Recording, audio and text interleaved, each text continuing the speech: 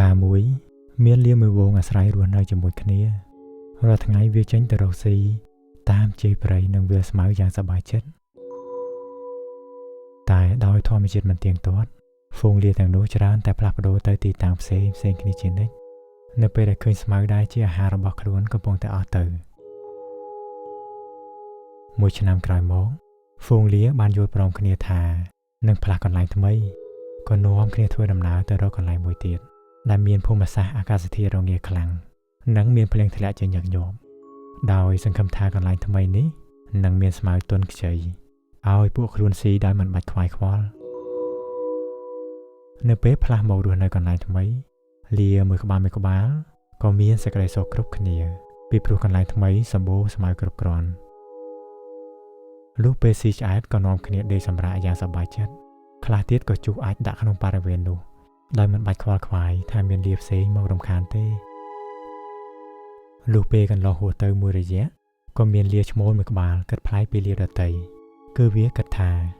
ទីកន្លែងដែលវារស់នៅរាល់ថ្ងៃនេះគួរតែបែងចែកទីតាំងសម្រាប់ជាកន្លែងរស់នៅរបស់លានីមួយៗទើបវាហៅពួកលាដែលរស់នៅទីនោះមកប្រជុំគ្នាដើម្បីចែកទីតាំងរស់នៅរបស់ខ្លួនឲ្យបានច្បាស់លាស់លុះពេលបណ្ដាលាទាំងអស់មកប្រជុំគ្នាក៏បានដឹងពីគំនិតរបស់លាដែលកើតផ្សេងពីលាដទៃពេលនោះហ្វូងលាក៏ចាប់ផ្ដើមខ្វែងគំនិតគ្នាភ្លាមព្រោះបើចែកទីតាំងគ្នាបែបនេះពួកគេយល់ថានោះគឺជាចំណុចចាប់ផ្ដើមនៃគ្រោះថ្នាក់ដែលនឹងកើតឡើងដល់ពួកគេនៅក្នុងពេលអនាគត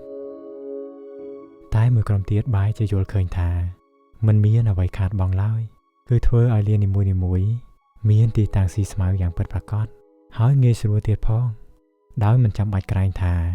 មានអ្នកណាមកដណ្ដើមស្មៅពីទីកន្លែងរបស់ខ្លួនឡើយក្រុមលាដែលមានគំនិតស្របក៏យល់ព្រមចែកទីតាំងឲ្យបានលឿនបំផុត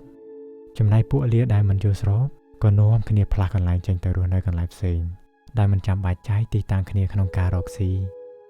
បណ្ដាសត្វលាដែលស្របជាមួយនឹងគំនិតរបស់លាឈ្មោលនោះក៏គិតថាការចែកទីតាំងស៊ីគឺជាអ្វីដែលគួរតែធ្វើក៏បាននាំគ្នាបែងចែកទីតាំងដោយការជួអាចដាក់ដើម្បីជាសញ្ញាប្រាប់ថា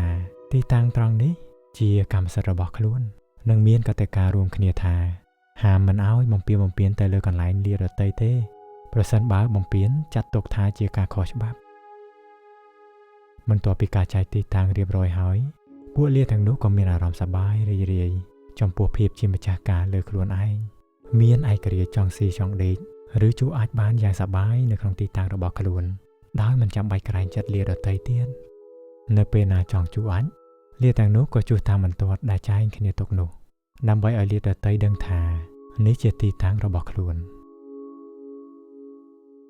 ពេលវេលាចេះតែកន្លងហួសទៅក្រុមលាដែលធ្លាប់តែបែរមុខនិយាយរកគ្នាក៏ចាប់ផ្ដើមឃ្លាតគ្នាទៅជារឿយមួយក្បាលក៏លែងមានអារម្មណ៍ខ្វល់និងបារម្ភចំពោះមិត្តដោយដែលធ្លាប់ពីមុនមកទៀតឡើយពួកវាចាប់ផ្ដើមមានអារម្មណ៍ថាជាទម្លាប់មួយដែលរស់នៅដោយការបែងចែកទីតាំងគ្នានិងមិនគិតថាចង់ផ្លាស់ប្ដូរទៅកន្លែងថ្មីទៀតឡើយព្រោះពួកវាគិតថាកន្លែងនេះហើយដែលជាកន្លែងផ្ដល់សេចក្តីសុខដល់ខ្លួនប៉ុន្តែអ្វីគ្រប់យ៉ាងត្រូវតែមានការផ្លាស់ប្ដូរទៅតាមពេលវេលានៅពេលរដូវរងាចូលមកដល់ស្មៅដែលធ្លាប់តែខៀវស្រងាត់និងជាអាហារដ៏សំខាន់របស់សត្វលាក៏ចាប់ផ្ដើមស្វិតក្រៀមងាប់អស់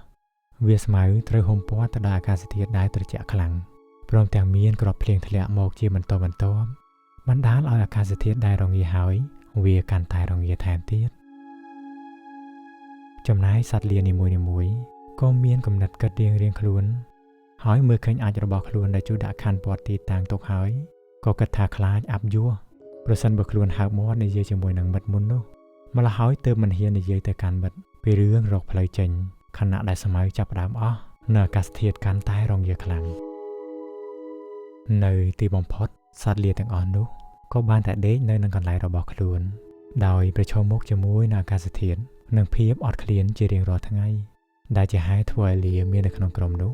ចាប់ផ្ដើមងាប់ម្ដងមួយពិតណាស់កម្លាំងសាមគ្គី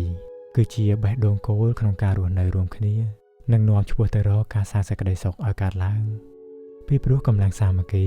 នឹងជួយឲ្យសេចក្តីស្រឡាញ់ដែលមានស្រាប់កាន់តែស្និទ្ធស្នាលឡើងថែមទៀតប្រសិនបើមានសមាគមណា មានកម្លាំងសាមគ្គីយ៉ាងច្បាស់សេចក្តីសុខនិងអំពើល្អទាំងឡាយរមែងតែងតែចេញផ្លែចេញផ្កានិងផ្ដល់គុណតម្លៃដ៏ស្រស់បំព្រងតាមមកជានិច្ចបើពេលណាដែលកម្លាំងសាមគ្គីបែកបាក់គ្នា